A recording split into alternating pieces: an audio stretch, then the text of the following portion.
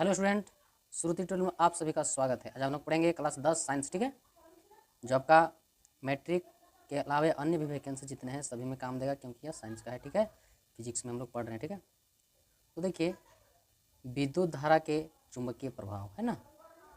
इसमें देखिए बाबू लोग, चुंबक वह पदार्थ है, हम देखते हैं चुंबक क्या है भी, तो चुंबक वह पदार्थ है जो लोह तथा लोह युक्त चीज़ों को अपनी तरफ आकर्षित करती है।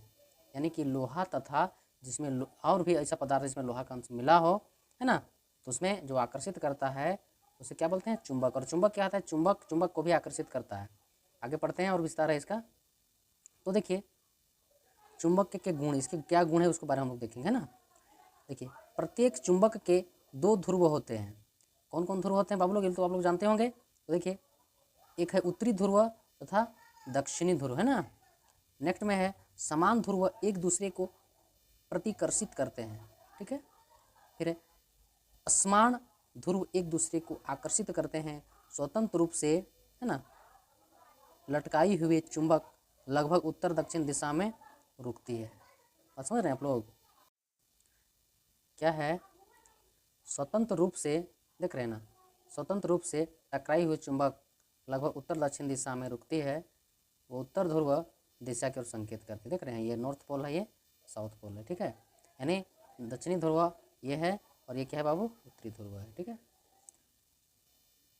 चुंबकीय क्षेत्र चुंबक के चारों ओर का वह क्षेत्र जिसमें चुंबक के बल का संसूचन किया जाता है। देखिएगा समुद्र में जो चलता है ना ये जहाज वगैरह, तो नाविक लोग या फिर नाव या समुद्र में जो उसे चलाता है वो दिशा को कैसे पता? वहाँ तो दिखता नहीं है भाई। हम लोग यहाँ देखते हैं ना किधर रोड है, इधर सड़क, बिजली, पानी से पता चलता है कि पूरब किधर है, पश्चिम किधर है। लेकिन समुद्र के बीच में आप जाओगे तो नहीं पता चलेगा। तो वही मैग्नेट के आधार पर, चुंबक के आधार पर पता किया जाता है। तो ऐसा ही मात्रा क्या है भाई? टेस्ला है। ठीक है, चुंबकीय क्षेत्र में परिमाण व राशि दोनों होते हैं। ठीक ना, इसमें होते हैं चुंबकीय क्षेत्र को दिक् सूचक की सहायता से समझा या जा सकता है। दिक् सूचक की सुई स्वतंत्र लटकी हुई एक छड़ होती है। ठीक है, फिर हम लोग देखेंगे, फिर देखिए आप लोग क्या है चुंबकीय क्षेत्र, है ना, ध्यान दीजिएगा।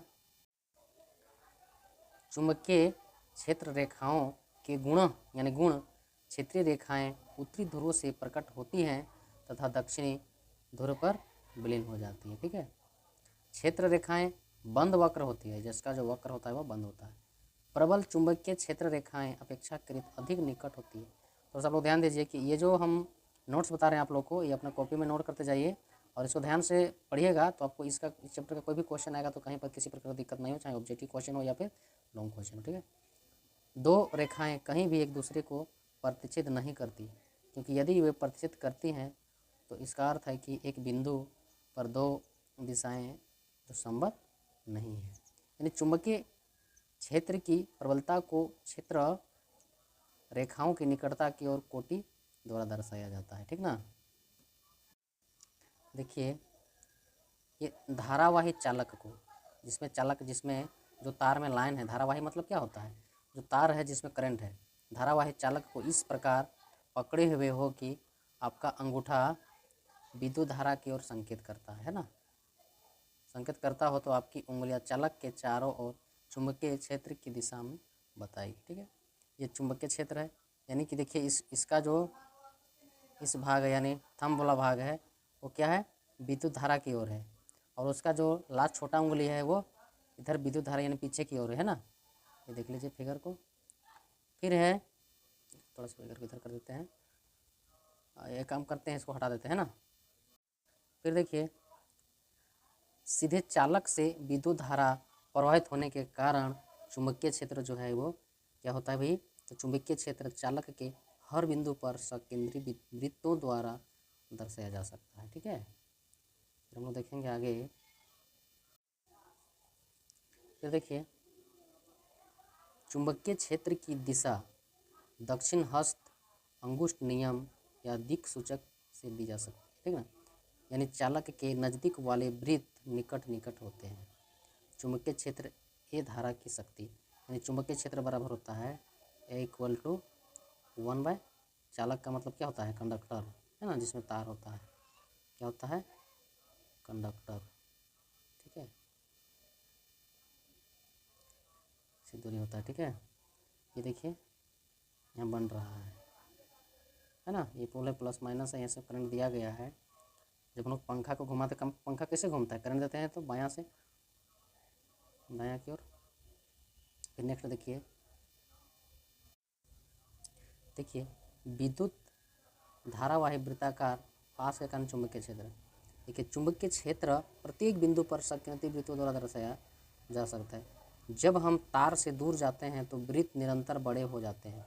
विद्युत धारावाही तार के प्रत्येक बिंदु से उत्पन्न चुंबकीय क्षेत्र रेखाएं पास के केंद्र पर, है ना, सरल रेखा जैसे प्रतीत होने लगती है, ठीक है। पास के अंदर चुंबकीय क्षेत्र की दिशा एक समान होती है, ठीक है। देखिए यहाँ पर ये नॉर्थ है, ये साउथ है, इसको इस तरह से मोड़ा गया है और उसको उस तरह से मोड़ा गया है ना, किसको, तो कंडक्टर ने, तार को, ठीक है। तो देखिए चुंबकीय क्षेत्र की दिशा को हम लोग देखेंगे। चुंबकीय क्षेत्र की दिशा परिनालिका के बाहर उत्तर से दक्षिण, परिनालिका के अंदर दक्षिण से उत्तर। परिनालिका के उपयोग किसी चुंबकीय पदार्थ जैसे नर्म लोहे को चुंबक बनाने में किया जाता है। यानी इसमें जो लोहा का उपयोग होता है वो नर्म लोहा रहता है। अब देखिए विद्युत चुंबक और अस्थायी चुंबक। यहाँ चुंबक को दो प्रकार से बताया गया है, ठीक ना, एक विद्युत चुंबक और एक अस्थायी चुंबक। ये है क्या चीज़, हम लोग इसको देखेंगे, है ना। तो देखिए विद्युत चुंबक क्या है भाई, इसको हम लोग जानेंगे। तो देखिए यह अस्थायी चुंबक होता है, अतः आसानी से चुंबकत्व समाप्त हो जाता है। इसमें देखिए इसका जो चुंबकीय प्रभाव रहता है वह अस्थायी रहता है ना, और वह इसका चुंबकत्व प्रभाव समाप्त हो जाता है। इसकी शक्ति बदली जा सकती है, ध्रुवीयता बदली जा सकती है ना, प्रायः अधिक शक्तिशाली होते हैं, यह होता है जो अधिक शक्तिशाली होते हैं। और अस्थायी चुंबक यानी कि परमानेंट मैग्नेट, इसको अंग्रेजी में बोलते हैं टेम्पोररी मैग्नेट, इसको बोलते हैं परमानेंट में, अस्थायी हो ना। परमानेंट मैग्नेट में क्या होता है, आसानी से चुंबकत्व समाप्त नहीं किया जा सकता है, इसमें चुंबक का जो शक्ति है उसको आसानी से समाप्त नहीं किया जा सकता है ना। फिर देखिए शक्ति निश्चित होती है, ठीक है, शक्ति जो है इसका निश्चित है, ध्रुवीयता नहीं बदली जा सकती है, प्रायः कमज़ोर चुंबक होते हैं, है ना, चुंबक की शक्ति जो होता है वो क्या होता है, कमज़ोर होता है, ठीक है। फिर देखिए नेक्स्ट हम लोग देखेंगे चुंबकीय क्षेत्र में किसी विद्युत धारावाही चालक पर बल, यानी आंद्रे मेरी एम्पियर ने प्रस्तुत किया, एक वैज्ञानिक का नाम है, कि चुंबक भी किसी विद्युत धारावाही चालक पर परिमाण के समान परंतु दिशा में विपरीत बल पर आरोपित रहती है, ठीक है। चालक में विस्थापन उस समय अधिकतम होता है जब विद्युत धारा की दिशा चुंबकीय क्षेत्र की दिशा में लंबवत होती है। विस्थापन जैसे शॉर्ट में जिसको बोलते हैं, कहने का मतलब मान लीजिए ये चरकुट रास्ता है, हमको आना है यहाँ पर, है ना, तो आप यहाँ से क्या होगा, घूम के यहाँ से ऐसे आओगे। लेकिन अगर विस्थापन की बात कहा जाए तो यहाँ से सीधे आप रास्ता पकड़ोगे यहाँ डायरेक्ट। इसमें थोड़ा सा रास्ता जरूर थोड़ा सा कष्ट होगा, लेकिन थोड़ा सा इसमें रास्ता पिच किया हुआ है, इसमें उबड़ खबड़ होगा, सीधा यहाँ आ जाओगे, तो ये विस्थापन किया। या यहाँ से इस कोना आना है तो डायरेक्ट सीधे यहाँ से मारोगे, इसको विस्थापन बोलते हैं, ठीक है। फिर देखिए हम लोग नेक्स्ट में देखेंगे फ्लेमिंग का वाम, है ना, फ्लेमिंग जो है, फ्लेमिंग का वाम पक्ष हस्त नियम। देखिए इसमें देखिए अपने हाथ की तर्जनी मध्यमा तथा अंगूठे को इस प्रकार फैलाएं कि ये तीनों एक दूसरे के परस्पर लंबवत हो, तीनों जो है लंबाई पर। यदि तर्जनी चुंबकीय क्षेत्र की दिशा और विद्युत धारा को प्रभाव में, यानी चुंबकीय प्रभाव पर प्रभावित करता है। मध्यमा चालक में प्रभावित धारा की दिशा की ओर संकेत करती है, जो अंगूठा चालक की गति की दिशा या बल की दिशा की ओर संकेत करता है ना। कैसे है वो देख लीजिए, फिगर में देख लीजिए, ये चुंबकीय क्षेत्र है अंगुली तरफ, है ना, ये आपका अंगूठा है, ये विद्युत धारा है, इसको जैसे चुंबकीय क्षेत्र यहाँ से है, ये आप बल लगा रहे हैं, ये विद्युत धारा इधर से करंट जा रहा है ना। चलो देख लीजिए, मानव शरीर के हृदय व मस्तिष्क के महत्वपूर्ण चुंबकीय क्षेत्र होता है। कैसे होता है भाई, तो देखिए MIR जिसको बोलते हैं मैग्नेटिक, है ना, रिसोनेंस क्या होता है, रिजोनेंस इमेजिंग, चुंबकीय अनुनाद प्रतिबिंब का प्रयोग करके शरीर के भीतरी अंगों के प्रतिबिंब प्राप्त किए जा सकते हैं, है ना। गैल्वेनोमीटर एक, ये क्या है इसको देखिए, गैल्वेनोमीटर क्या है इसको हम लोग जानेंगे। एक ऐसी युक्ति यानी डिवाइस, ठीक है, एक ऐसी डिवाइस युक्ति जिसको बोलते हैं, जैसे कंप्यूटर वगैरह है ना, वो डिवाइस ही है, जो परिपथ में विद्युत धारा की उपस्थिति संसूचित करता है या धारा की दिशा को भी संसूचित करता है। फिर है विद्युत चुंबकीय प्रेरण। विद्युत चुंबकीय प्रेरण जब किसी चालक को परिवर्ती चुंबकीय क्षेत्र में रखा जाता है, जब वो कार्य कर रहा है चुंबक क्षेत्र, तो चालक के विद्युत धारा प्रेरित होती है, यह धारा प्रेरित विद्युत धारा कहलाती है तथा यह परिघटना विद्युत चुंबकीय प्रेरण कहलाती है। ठीक है, इसमें देखिए दिया हुआ है, इसमें देखिए आप लोग ट्रांजिस्टर देखे होंगे, है ना, इस तरह से चुंबकत्व लगा हुआ रहता है ट्रांजिस्टर में, और इसी से हमारा चैनल वगैरह पकड़ता है और उसका डेसिबल भी देता है। देखिए यहाँ पर वायर लपेटा गया है ना, अधिक सा लपेटा गया है, पर देखिए जब चुंबक को कुंडली की तरफ लाया जाता है, कुंडली का मतलब क्या होता है, कॉइल, क्या होता है, कॉइल होता है। कॉइल तार जैसे देखे हैं ना आप लोग हीटर वगैरह में और फिर में उपयोग करते हैं, वो कॉइल तार को क्या बोलते हैं हिंदी में, कुंडली बोलते हैं, कुंडली की तरह जाता है। गैल्वेनोमीटर में क्षणिक विपेक्ष विद्युत धारा की उपस्थिति को इंगित करता है ना। देखिए जब चुंबक को कुंडली के निकट स्थिर अवस्था में रखा जाता है तो कोई विपेक्ष नहीं होता है ना। जब चुंबक को दूर ले जाता है तो गैल्वेनोमीटर में क्षणिक विक्षेप होता है, परंतु पहले विपरीत है ना।